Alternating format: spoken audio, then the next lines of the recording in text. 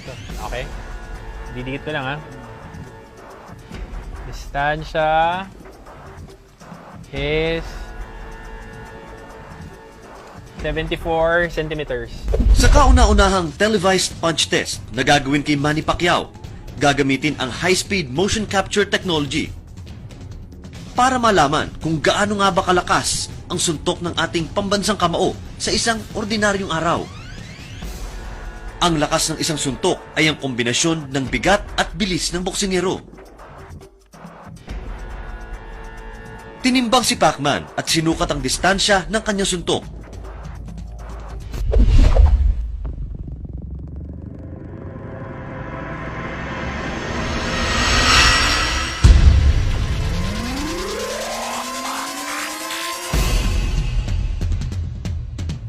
.12 of a second ang bilis ng kamao ni Pacman.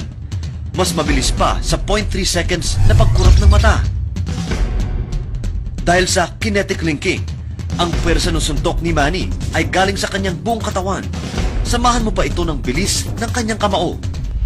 Ang resulta, 806 pounds of force. Pag ikaw ay nasuntok ni Pacman, para kang tinamaan ng isang shotgun.